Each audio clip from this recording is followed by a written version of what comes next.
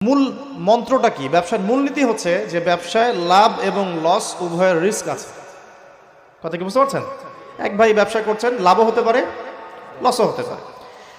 যখন আমরা রিবা মুক্তভাবে একটা ইসলামিক অর্থনীতি প্রতিষ্ঠা করব, তখন ব্যবসাভিত্তিক ইসলামিক অর্থনীতি যখন চলবে, তখন ক্যাপিটাল বা সম্পদটা এক হাত থেকে আরেক হাতে সার্কুলেট হতে থাকবে। মনে করেন আমরা ব্যবসা করছি একটা মার্কেটের মধ্যে, ছোট করে বোঝাই, একটা ছোট্ট মার্কেট, ছোট্ট বাজার, এখানে সবাই ব্যবসা করছি। এই ব্যবসার মধ্যে কেউ লাভ করবে, কেউ লস করবে।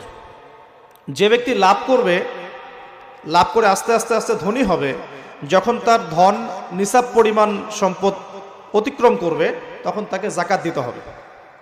এতে করে সমাজের যে অংশের মানুষের হাতে সম্পদ নাই, সে অংশের মানুষের কাছে জাকাতের মধ্য দিয়ে সম্পদ যাবে, সম্পদ সার্কুলেট করবে সমাজ।